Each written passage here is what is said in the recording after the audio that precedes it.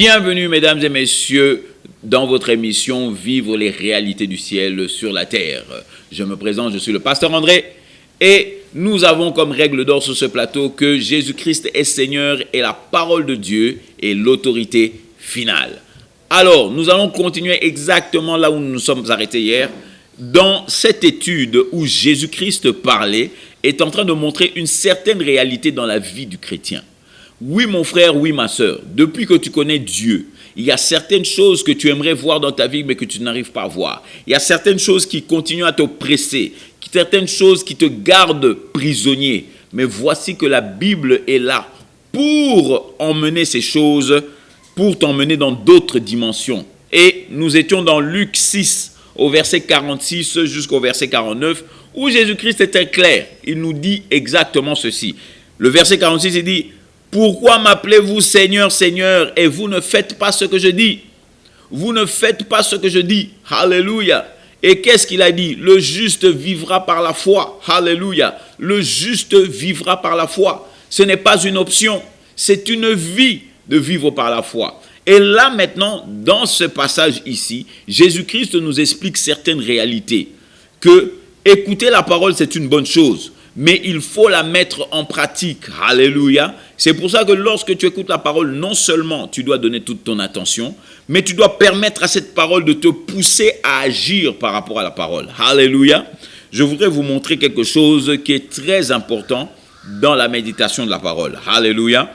N'oubliez pas dans cette émission, Bible en papier, bloc-notes et un bic, car cela est important d'écrire et d'avoir des références que vous pouvez étudier plus tard, parce que qui sait, peut-être toi tu dois défendre Jésus-Christ dans ton quartier, tu dois montrer, mais comment peux-tu défendre ton Dieu si tu ne connais pas, si tu ne maîtrises pas ces réalités bibliques? Alléluia. Maintenant, gardez votre doigt dans Luc et nous allons vite aller dans quelque chose que Jésus-Christ, que Dieu, alléluia, a révélé à un homme qui s'appelait Josué. Josué, alléluia. Amen. Je vous lis à partir de Darby, mais ne vous en faites pas, comme je l'ai toujours dit. Louis II a traduit aussi de la même chose, mais certains éléments sont différents chez Darby que dans Louis II. Alors, je veux vous montrer les réalités d'un enfant de Dieu.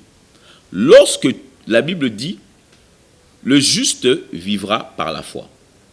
Le juste vivra par la foi. C'est comme si je te disais que toi, tu vis par ta respiration. Alléluia. C'est-à-dire que le jour où tu arrêtes de respirer, c'est le jour où tu meurs. Est-ce que tu comprends pas ça?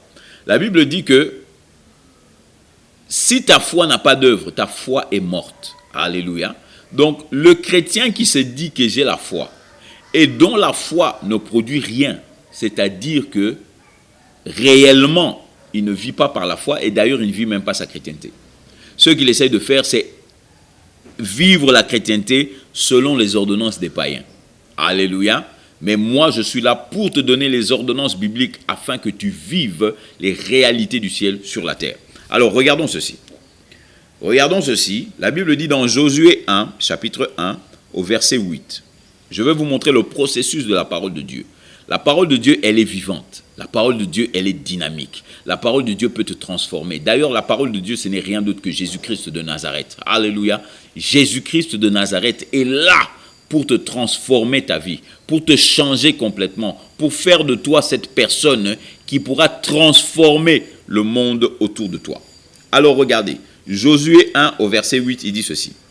Que ce livre de la loi ne s'éloigne pas de ta bouche et médite-le jour et nuit, afin que tu prennes garde à faire selon tout ce qui est écrit. Regardez ici. Alléluia. Afin que tu prennes garde à faire selon tout ce qui est écrit. Alléluia. Tout ce qui est écrit. Maintenant, regardez ceci. Et à faire tout selon ce qui est écrit. Car alors, tu feras réussir toutes tes voies. Tu feras réussir tes voies. Et alors, tu prospéreras. Amen. Je veux vous montrer qu'il y a ce qu'on appelle ici un processus. C'est la même histoire que nous étions en train de lire. Jésus-Christ dit, je vais vous montrer à qui est semblable celui qui écoute ma parole et qui la met en pratique. Celui qui écoute ma parole et la met en pratique. Maintenant, le secret qui est dans cette histoire, c'est quoi? C'est que lorsque tu écoutes la parole avec toute ton attention et que tu donnes toute ta concentration dans l'écoute de la parole, mon frère, cette parole va te pousser à agir selon elle. Alléluia. Oh oui, mon frère, oh oui, ma sœur. La parole de Dieu va te pousser à agir selon elle. Regarde ceci. Maintenant, regarde dans Josué. Il dit que ce livre de la loi, il est vrai qu'aujourd'hui, nous ne vivons plus sous l'Ancien Testament. Donc, vous pouvez transformer que ce livre de la loi ou bien que ce Nouveau Testament. Que ce Nouveau Testament ou bien que cette nouvelle alliance ne quitte pas ta bouche. Alléluia. Regardez la première chose qui va t'emmener à pratiquer la parole de Dieu. La première chose qui va t'emmener à agir selon la parole de Dieu, premièrement, c'est que le Nouveau Testament ne doit pas quitter ta bouche. Le Nouveau Testament ne doit pas quitter ta bouche. Ça veut dire quoi? Ne te crois jamais suffisant à toi-même. Mets plutôt ta foi en Jésus-Christ. C'est ça la nouvelle alliance. C'est ça la rédemption. La rédemption dans laquelle nous vivons aujourd'hui, c'est une rédemption qui vient de Jésus-Christ. C'est Jésus-Christ qui nous a transformés. C'est Jésus-Christ qui nous a changés. Alléluia. Comme je le dis toujours dans des mots du 21e siècle, la star dans la nouvelle alliance, c'est Jésus-Christ. Ce n'est pas toi, ce n'est pas moi. Alléluia. Aussi vrai que Dieu peut nous utiliser, mais la véritable personne qui réussit, c'est Jésus-Christ de Nazareth. Alléluia. Alors regarde ceci. Il dit que ce livre de la loi ne s'éloigne pas de ta bouche. Ne s'éloigne pas de ta bouche, ça veut dire quoi? Ça veut dire que ce que tu dois dire dans ta bouche, ce n'est rien d'autre que la parole de Dieu. Ce que tu dois dire dans la bouche, ce n'est rien d'autre que la parole de Jésus-Christ. Je veux que vous compreniez que Jésus-Christ est la personne qui nous a sauvés. Il nous a fait sortir des ténèbres, il nous a emmenés à la lumière. Alors, lorsque tu parles maintenant, Dieu veut que tu ne parles que de Jésus. Alléluia, que tu témoignes Jésus. Ça veut dire quoi? C'est pas aller chez tout le monde et commencer à dire « Oh, il faut yamba Yesu, il faut yamba Yesu ». Non, non, non, non, non, non, non. C'est-à-dire que Jésus-Christ a dit, au travers de la nouvelle alliance, dans la bouche au travers Paul plutôt, il nous a dit que celui qui est en Jésus-Christ est une nouvelle créature. Les choses anciennes sont passées et voici que toutes les choses sont nouvelles. D'où l'une des confessions qui doit tout le temps sortir de ta bouche, c'est que je suis une nouvelle créature. Je suis une nouvelle personne. Alléluia. La Bible dit que Jésus-Christ s'est fait pécher afin que nous soyons justes. Donc tu dois commencer à dire et tu dois commencer à accepter que je suis la justice de Dieu. Alléluia. Je suis la justice de Dieu. Les gens vont te dire, toi tu es juste depuis quand? Mais ce n'est pas ça le problème. Le problème, ce n'est pas de savoir ce que moi je fais ou ce que moi je ne fais pas. Le problème, c'est de savoir qu'est-ce que la Bible dit. Jésus-Christ a dit que les paroles de la nouvelle alliance ne quittent pas ta bouche. Alléluia. Les paroles de la nouvelle alliance, c'est quoi? C'est que je suis juste en Jésus-Christ. 1 Corinthiens 1 plutôt, verset 30 nous dit, Jésus-Christ a été fait pour nous par Dieu. Sagesse, sanctification, justice et rédemption. Jésus-Christ est notre justice. Jésus-Christ est notre rédemption. Jésus-Christ est notre sagesse. Alléluia. Nous, pour que ces paroles ne quittent jamais ta bouche, jamais, mon frère, ma soeur, tu peux te permettre de dire que moi je ne suis pas intelligent. Ah, je sais, hein, mon frère. Je sais, ma soeur. Beaucoup de gens t'ont dit, ah, toi tu es bête. Ah, bota ah, yo, longwa kuna. Mais mon frère, ma soeur, depuis que tu es né de nouveau, si tu n'as pas encore fait, on va le faire. Avant que cette émission termine, tu vas accepter Jésus-Christ. Et lorsque tu acceptes Jésus-Christ, la Bible dit que Christ vient habiter au-dedans de toi. Et si Christ habite au-dedans de toi, tu es intelligent. Si Christ habite au-dedans de toi, tu es sage. Si Christ habite au-dedans de toi, tu es racheté de tes péchés. Si Christ habite au-dedans de toi, tu es saint. Alléluia. Oh oui, je sais que ça dérange beaucoup de gens. Parce que certaines personnes croient qu'on atteint seulement la sanctification lorsqu'on est présent de Dieu ou bien lorsqu'on meurt après la mort. C'est là que tu deviens saint. Non, mon frère, non, ma soeur. La Bible dit que Jésus-Christ a été fait pour nous sanctification. Alléluia. Donc, tu n'as pas besoin d'aller à un séminaire de 2 semaines. Comment être sanctifié dans les choses de Dieu? Mon frère, ma soeur, tu es déjà saint. Tu es déjà sanctifié. Pourquoi? Tu as accepté Jésus-Christ. Et c'est Jésus-Christ qui a été fait saint pour toi. Alléluia. Quelle bonne nouvelle. Quelle bonne nouvelle! Et ça t'enlève maintenant certains poids que des hommes veulent mettre au-dessus de toi en te disant que non, tu n'es pas saint parce que tu ne fais pas ça, tu n'es pas saint parce que tu ne dis pas ça, tu n'es pas saint parce que tu ne fais pas ça. Non, mon frère, non, ma soeur. Si tu as accepté Jésus-Christ, tu es saint. Si tu as accepté Jésus-Christ, tu es sage. Si tu as accepté Jésus-Christ, tu es racheté. Alléluia. Tu es racheté des péchés. Amen. Donc là, maintenant, il nous dit que ces choses-là ne quittent jamais ta bouche. Donc ne parle jamais contrairement à la parole de Dieu. Il est vrai que dans ce monde, il est facile de croire que quand on te dit « Oh non, oh Moussala est athée, oh il n'y a pas de chômage, il y a partout ». Maintenant, toi, en tant qu'enfant de Dieu, tu trouves aussi ta fierté à dire « Oh, moi je suis au chômage ». Mon frère, ma soeur, comprends-moi bien. Un enfant de Dieu ne peut pas être au chômage. Alléluia. Oh, je sens que quelqu'un n'a pas aimé ça. Un enfant de Dieu ne peut pas être au chômage. Pourquoi il ne peut pas être au chômage? Parce que toi, tu ne travailles pas pour gagner ta vie. Un enfant de Dieu travaille parce que Dieu l'a envoyé. Alléluia. Un enfant de Dieu travaille pour une mission bien précise dans sa vie.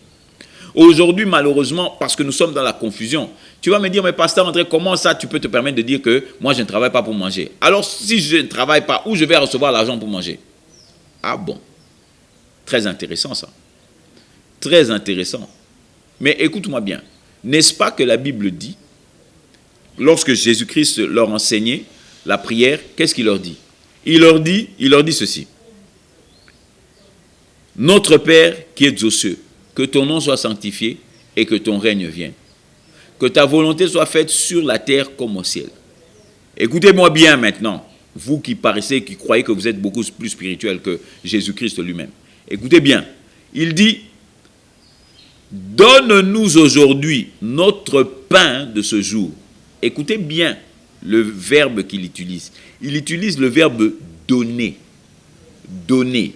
Dans le verbe donner, nous avons un don. Nous avons le mot don. Alléluia.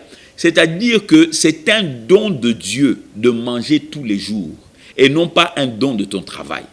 Alléluia. Oh, parce que j'ai un boulot. Non, ce n'est pas ton boulot qui doit te faire manger en tant qu'enfant de Dieu. C'est Dieu lui-même qui doit pourvoir à tous tes besoins. Philippiens 4, verset 19, il nous dit ceci. Mon Dieu pourvoira à tous vos besoins. Mon Dieu fera quoi? Il pourvoira à tous vos besoins. Donc c'est Dieu qu'il veut que tu sois nourri par lui et non pas par le système de ce monde. Alléluia. Et si je vais encore plus loin, dans Matthieu 6, qu'est-ce que Jésus-Christ dit? Il dit, ne vous souciez pas de votre vie. Comment est-ce que tu peux te permettre de vivre sur la terre et ne pas te soucier de ta vie? Alléluia. Le seul moyen pour vivre la terre, que moi je connais, et ne pas se soucier de sa vie, c'est si tu es avec Jésus-Christ, papa. Si tu es avec Jésus-Christ. Si tu n'es pas avec Jésus-Christ, tout homme, même les religieux, se soucient de leur vie. Alléluia. Amen. Pourquoi vous croyez que certains pasteurs quittent certaines églises? Aujourd'hui, vous avez des divisions dans les églises. Si vous réfléchissez bien, ces divisions-là sont poussées par quoi? Elles sont poussées par l'argent. Elles sont poussées par l'argent. Pourquoi? Parce que ces gens-là se soucient de leur vie. Ils se soucient de leur vie. Ils regardent comme ça, ils disent, mais comment? Comment pasteur Wanazoli Ambongonyon Songa Nazoliati? Alléluia. Je vous dis ça, je ne suis pas en train de viser qui que ce soit. Moi-même, j'ai vécu dans des églises où j'ai vu des cassures dans l'église pour une histoire d'argent. Alléluia. Des gens qui se sont disputés. Ils se sont pris l'école, ils ont presque à se battre. Tout ça parce qu'il y avait une histoire d'argent. On ne peut pas vraiment accuser ces gens-là. Mais là où ça nous amène simplement, c'est que ces gens-là se battaient simplement parce qu'ils se souciaient de leur vie. Et maintenant, la Bible dit, pourquoi m'appelez-vous Seigneur, Seigneur, et ne faites-vous pas ce que je dis? N'est-ce pas que c'est lui qui a dit, ne vous souciez pas de votre vie? Mais pourquoi toi tu continues à te soucier de ta vie? Alléluia. Mon frère, ma soeur, je ne suis pas là pour te condamner, mais je suis là pour te montrer que Jésus-Christ de Nazareth est mort afin que ta vie soit la réalité du ciel sur la terre. Alléluia. Aussi vrai que notre temps arrive encore à sa fin pour aujourd'hui, mais ne t'en fais pas mon frère, nous sommes là toute la semaine et même après, jusque quand Jésus-Christ va revenir, pour parler de ces choses, parce que je veux que tu comprennes que la parole de Dieu fonctionne, mais elle fonctionne pour quiconque veut la faire fonctionner. Si tu ne fais pas fonctionner la parole de Dieu, elle ne va pas fonctionner. Alléluia. Amen. Alléluia. Et pour faire fonctionner la parole de Dieu, d'abord, il y a une première chose. La Bible dit que, dans Romains 10, la Bible dit que si nous confessons Jésus-Christ comme Seigneur, alléluia, de notre bouche, et que nous croyons dans notre cœur que Dieu l'a ressuscité d'entre les morts, nous serons sauvés. Alors je veux, toi, mon frère, toi, ma sœur, que nous fassions cette prière en ce moment. Toi qui n'as jamais fait cette prière, vous savez, je le répète tellement qu'il y a des gens qui croient qu'ils doivent tout le temps le répéter. Non, c'est pas. On est de nouveau une seule fois. On est de nouveau une seule fois. Tu peux le répéter, ne t'en fais pas. Dans la parole, il n'y a pas d'expiration. La parole ne va pas te détruire. Mais il faut comprendre qu'on est une seule fois. Alors, si tu ne l'as jamais fait, toi, mon frère, toi, ma soeur, peut-être que tu vas à l'église, peut-être même que tu vas à l'église, tu pries, mais tu ne comprends pas comment les choses ne fonctionnent pas. C'est simplement parce que tu n'as jamais confessé Jésus comme Seigneur et comme Sauveur dans ta vie. Alors, je veux que tu le fasses avec moi. Nous allons prier et tu peux répéter après moi. Dis simplement, Seigneur Jésus, aujourd'hui j'ai entendu ta parole et je crois que tu es le Dieu vivant. Ta parole déclare que si je te confesse de ma bouche comme Seigneur et que je crois dans mon cœur que Dieu t'a ressuscité d'entre les morts, je serai sauvé. Alors en ce moment, je te confesse de ma bouche, Jésus, tu es mon Seigneur. Et je crois profondément dans mon cœur que Dieu t'a ressuscité d'entre les morts. Et si je le fais, la Bible dit que je suis sauvé. Je reçois maintenant le salut dans le nom de Jésus-Christ. Amen. Amen mon frère, amen ma soeur. Si tu as fait cette prière et que tu étais sincère, la Bible dit que maintenant tu es un enfant de Dieu. Et comme tu es un enfant de Dieu, les choses de Dieu t'appartiennent. Tu es un enfant, tu es un héritier et tu es le co-héritier de Jésus-Christ. Mon frère, maintenant tu peux te demander ces choses de Dieu au nom de Jésus. Alors, si maintenant tu écoutes la parole de Dieu, je veux que tu prennes cette parole et que tu puisses agir dans ta vie. Trouve une église où la parole est prêchée et quand tu reçois la parole, je veux que tu comprennes que Jésus-Christ a payé le prix pour toi afin que tu vives les réalités du ciel sur la terre. Le numéro est sur l'écran, tu peux nous appeler, mais rappelle-toi que ton temps de vivre les réalités du ciel est arrivé. Je suis le pasteur André, vous rappelant que Jésus-Christ est Seigneur. À la prochaine et à revoir. We clap our hands to give you the praise, and we will praise you for the rest of our days. Yes, we will praise you for the rest of our days.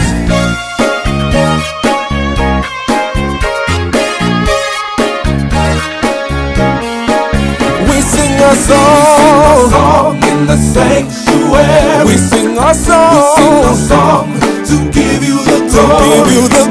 We sing a song to give you the praise, and we will praise you for the rest of our days. Yes, we will praise you for the rest of our days.